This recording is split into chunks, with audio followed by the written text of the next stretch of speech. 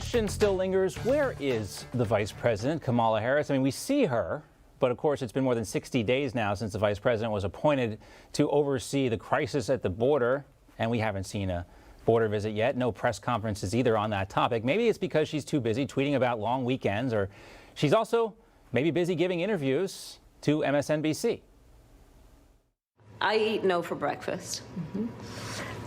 So have I been told many times during my career things from, oh, you're too young, it's not your turn. I've heard all of those things many times over the course of my career, but I didn't listen. She clearly didn't listen. And also, President Biden eats chocolate chip ice cream, and the vice president apparently eats no for breakfast. What an interesting combination. Joining us now, attorney Madison Gesiotto Gilbert, co-chair for Women for Trump and a former Trump Campaign Advisory Board member. Also back with us, the founder of the Red Renaissance PAC, Kimberly Klacik, and back again as well, Illinois congressional candidate Catalina Lauf. Ladies, great to have you all with us. What does that mean, Catalina? She eats no for breakfast. Kind of reminded me of Happy Gilmore. But in broader context of that conversation, she says she's received backlash at every step of her career, yet she's made it to the vice presidency. What do you think? Look, this vice president is shameless when it comes to being where she is today because of what she says and what she does, and doesn't really care how she gets to the top. It's been pretty clear, considering her abysmal ratings in the primary in 2019. Her likability ratings were awful, her inauthenticity as well. And it shows that somebody like Kamala Harris has no problem doing whatever they want in order to get to the top. And it's not based on merit, it's not based on principle, and it's based on victimhood. And I don't think that's the example that we should be showing women across the world in leadership positions. They should be people with values and principles and authentic and servant leadership. And clearly the vice president has shown none of that, considering where is she at the border? She's taking interviews with celebrities or being on MSNBC and being completely gone from her post. There's a real issue with this vice president, and it should be an example to women all over the world of who not to be and how you don't get to where you are just based on identity politics. It should be merit-based and value-based and in authenticity. And Kim, when it comes to the White House press corps, I mean, this presidency and Kamala Harris in particular is one of the least scrutinized public officials in history to have a post this high. I mean, she's a heartbeat away from the White House. Barely got any press during the presidential campaign, at least not after the initial debate thing. But she is not getting scrutinized for this stuff, and she has no record really to back all this stuff up on. And she's getting more responsibility from President Biden. Now she's looking at the racial stuff as well on top of everything else. Yeah, well, you know what? She basically just proved that she's not for the people. She's going to do whatever it is she feels like doing. And that's the unfortunate part that we've seen, with her career as a VP so far. I know when she was Senator Kamala Harris, I didn't know exactly what she was doing at that time either. And so, she got less than 2% of the votes, and she still became the vice president. I know at that time, the Democrat Party was pushing a hashtag, win with black women. And so she got up there. And so I understand that's how she got into her post. But at the same time, we need a true leader. Joe Biden, I don't know why on earth we're talking about what kind of ice cream flavors he likes or anything else. This administration has real questions to answer. And yes, bringing up the southern border crisis, where is she on that? How could she sit down in an interview and absolutely no reporter ever ask her about these things when they know that she was appointed to understand what's going on down there? So it's interesting to me that, we see this kind of hypocrisy, but at the same time, I'm not surprised. We've seen this the entire time when it comes to the Democrat Party. And I, too, myself, sometimes I go up and I go hard. And, I ran in the Congressional District number 7 in Maryland. A lot of people told me no. Everyone said you're too young to run, but I did it anyways. But I did it to represent the people, not to just do as I please. Yeah, I mean, sometimes people tell you no, like Kim, they tell you can't do it, and it inspires you to push through, and that's inspirational. But sometimes, Madison, people are telling you no because you're not qualified. Maybe you really shouldn't do it, and it's hard to know what Kamala Harris is talking about. I mean, her resume does represent something I think that's historic and important to note, but did she earn that position? Is she the type of person that can really be giving this message to women across America? Do you want your kids to hear this type of message from someone like Kamala Harris? You know, listen, I watched the full interview, and there are some points that she made that I do believe are valid.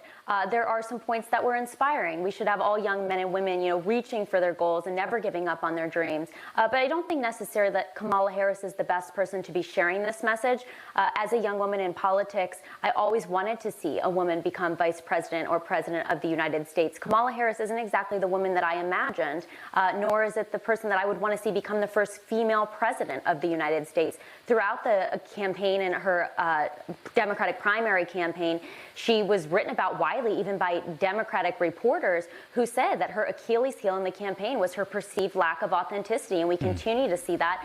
The reason she's not at the border is not because she doesn't care, it's because she does care about herself, and she knows that going to the border would not be politically expedient for her. It would not allow her to cater to that far left portion of the Democratic base and become the first female president of the United States. So we continue to see her pander to political popular opinions and pander to audiences she's in front of instead of standing on her real record or what she really believes in.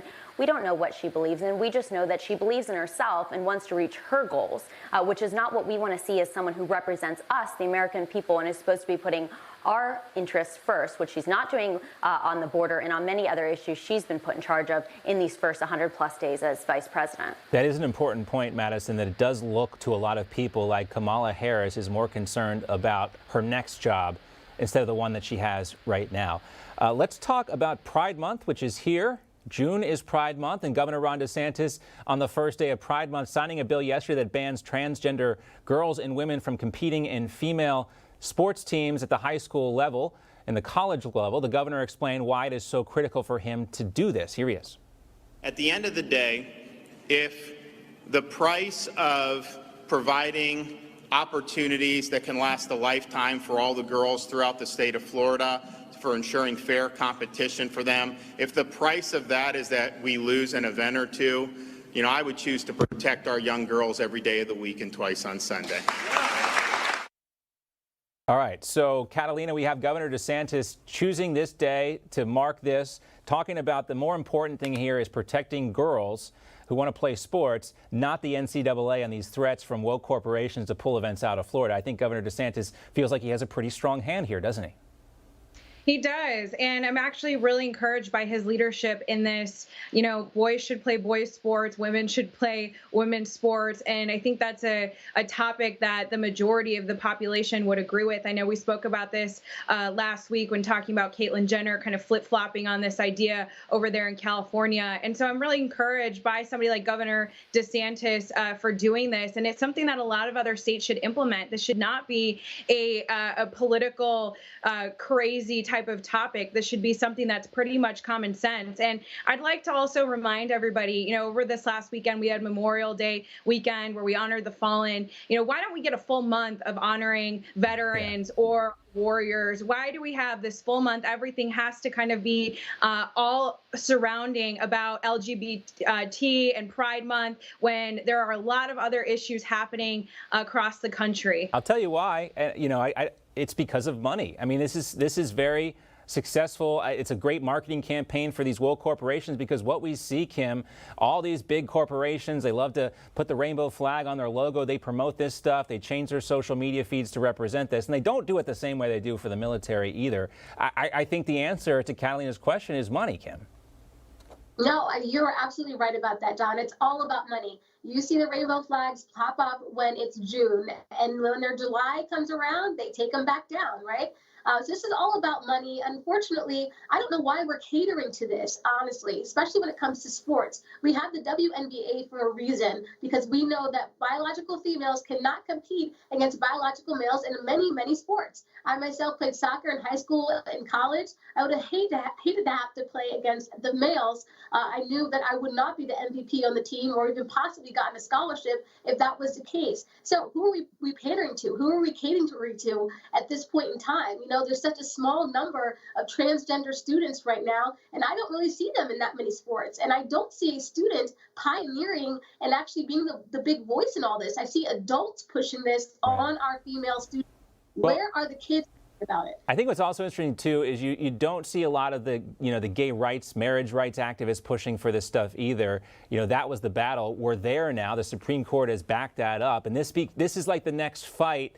The gender dysmorphia equality type issues. That's their next fight, and they're going to dig in their heels on that. We'll see what comes of it. We got to run, guys. We are out of time. Great to see you, Madison. Thanks so much, Kim. Great to see you as always, Catalina. We always appreciate your time as well. Hey, I'm Rob Finnerty. Thanks for watching. If you enjoyed this video, please join the conversation in the comments below. Don't forget to subscribe, too. Hit the bell icon to be alerted to breaking news. And remember, there's a whole lot more on Newsmax TV, America's fastest growing cable news network. Newsmax TV, we're real news for real people.